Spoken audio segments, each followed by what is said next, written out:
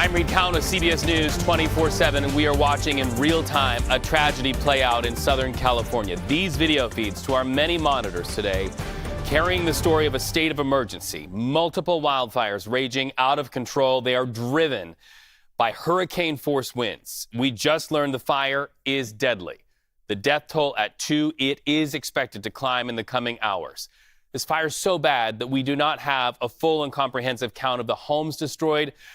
But at this hour, the number stands at more than 1,000 structures. So how many are businesses? How many are homes? It's just too frantic right now to get out and count. That means tens of thousands forced to leave with just the clothing on their backs. This is reality in Southern California.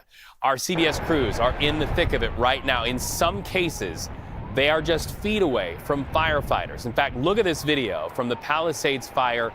This is south of Malibu. The fire whipping up that hill, eating up the trees, and next, the home. You can see a mix of traffic control, people trying to get out in time to save their lives, and also trying to see if they can get anything out of their houses in time. A lot of firefighters telling the people who live there, it's your life or your possessions, choose your life and get out. Now, that Palisades fire is just one of 4 wildfires raging in LA County. At least 70,000 people evacuated. To give you a little bit of perspective, picture the number of seats in your average football stadium in your mind, and then double it, and then add 10,000 to that. That is the amount of people who are out of their homes and on the run at this very moment. In fact, listen to the urgency of the moments, block after block.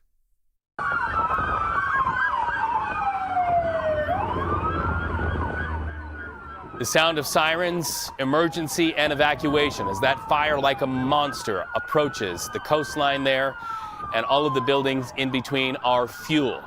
That is video in the Pacific Palisades area showing the line of people gridlocked in their cars trying to get out. Families running with their children inside, hearing those sirens. Now, those fires combined have burned more than 5,000 acres. And here's your headline as we see yet another home go up. Containment is at 0%. More than 150,000 homes and buildings are without electricity. The power company just shutting it off. Major roads, major highways in that area shut down, including parts of the famous PCH, or Pacific Coast Highway. Our team's on the scene getting this update from Los Angeles Fire. Listen in. But deputies continue to be on patrol throughout the road closure areas to ensure evacuation areas remain closed to the public. All schools in the Pasadena Unified School District are closed. There is a road closure at Altamira Drive from Allen to New York Drive.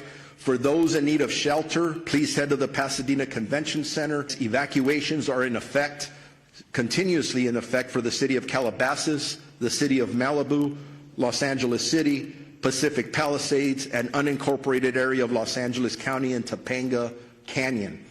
Evacuation orders are approximately 37,000 residents under evacuation orders and approximately 15,000 structures at risk. Again, that's specifically for the Palisades fire. So many people listening on the radio, on television, and streaming to those up-to-the-minute details because information is power and in many cases, life-saving. So let's go now to CBS News correspondent Danya Backus reporting from that Palisades fire. Fire officials say there are no reported fatalities from the Palisades fire that is burning where I am, but a high number of injuries to people who did not evacuate. Unfortunately, 2 people were killed in the Eaton fire. Oh, wow. The whole thing just went down. The whole house just collapsed. The images are apocalyptic. What started as a brush fire ballooned into the Palisades fire. It's one of 3 wind-fueled fires in the area. Firefighters are picking their battles with parts of the Pacific Palisades beyond saving. Obviously, this one here is a total loss, so they're trying to move ahead and skip ahead, get in front of the fire, and keep it from going from one building onto the next. Firefighters are also battling fatigue and finding some hydrants without water. The danger is ever present. One man using a hose to douse flames almost got burned in the process. Good? Tens of thousands have had to evacuate, and Tuesday some residents fled in such a hurry, some abandoned their cars in the gridlock. There's a lot of fire right there. That's why the people coming. We leave the car. It's hard to see, hard to breathe, and hard for firefighters to contain, as seen by this home that's completely engulfed by flames. Worst of all, the wind. Okay, the wind's starting to pick up again, so it's going to get a little gusty, and the smoke's going to start coming through one more time. Hurricane-force winds are also fueling the Eaton fire northeast of Los Angeles. You can imagine trying to fight fire in those winds. It is really incredibly challenging and volatile and unpredictable. Firefighters are hoping for even the slightest relief. Those winds will die down somewhat as we head into this afternoon and into this evening, but we're still seeing that offshore flow. Crews hope to minimize further damage in this trifecta of dangerous fires. Many celebrities call Pacific Palisades home, like Tom Hanks, Steven Spielberg, and Ben Affleck. The Los Angeles Unified School District has temporarily relocated students from Palisades campuses. Danya Backus, CBS News, Los Angeles. Now back to you.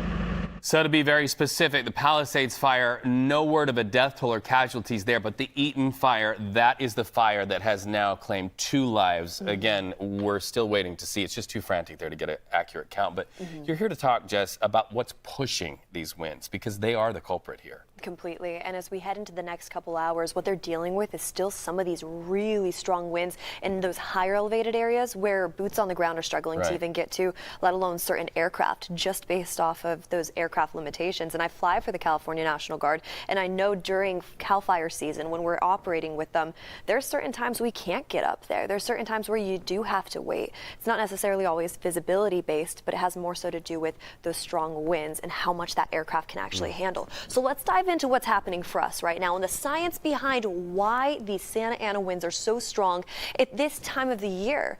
This is about a 1 in 10 year event when it comes to how strong some of these winds are. Usually we'll get an area of high pressure parked offshore, and that'll drive in some of those breezy conditions. For example, the Bay Area, they were under a wind advisory the same time that we were seeing these strong winds down into Southern California. It's this area of low pressure just right here that will continue to move off into the east later today and tomorrow that will bring in storms to Texas. That's what's creating the strong pressure gradient. Imagine 2 gears working against each other, and right in between, that's Southern California right now, and they are dealing with some very strong wind gusts. Another thing to mention too, the Los Angeles area, they haven't really seen a lot of rain recently. It wasn't since last May. Keep that in mind. Last May, they received close to around a 1/4 inch of rain, so it's dry over there. When they issue these red flag warnings, the National Weather Service, there's a reason. There's key ingredients that we need. Dry conditions, which they definitely have, which allows for these brush fires to really light up. But think about it too, it only takes about a 15 to 20 mile per hour wind gust for these spot fires to really occur in these communities. Well, when we're talking about hurricane force winds, let's break that apart a little bit more, because it's not necessarily a sustained wind that we're talking about. It's more so the wind gust. And we've seen wind gusts close to 100 miles per hour in certain communities like Woodland Hills. And we're not done with these winds just yet. This is live time. This is happening for them right now. The boots on the ground, the aircraft in the sky. It's hard for them to battle this fire with how strong these winds currently are. Areas like Burbank dealing with 85 mile per hour winds. And you know what that's doing for them down there? That's pushing all that smoke offshore for the most part if they're closer to the Malibu Hills or the Santa Clarita Hills. But then we head all the way over into the other fire that's burning right now too, closer to Pasadena. That's what all the photos coming out of Los Angeles is really fixated on, because you saw it from Los Angeles or the LAX airport just yesterday, the smoke off in the background, how dark it was. That's that fire, and that smoke plume will continue to push offshore as those winds continue to drive offshore for now, but then it's going to change directions a little bit, becoming messier for the surface level with all that smoke kind of holding on tight to the Los Angeles basin. The winds are the big driver for this, of course, as are the dry conditions that they're experiencing. So we're going to have more on that coming up in a bit. I just wanted to break apart the reason why this is even happening, because it's scary. We're in the middle of winter. People are thinking, wait, fire season now goes into January? It's when you have conditions like this, that's when you'll see that. Just got a text from a couple of our viewers. Their daughter is in that area packing, trying to get out. Her words, I don't trust these winds.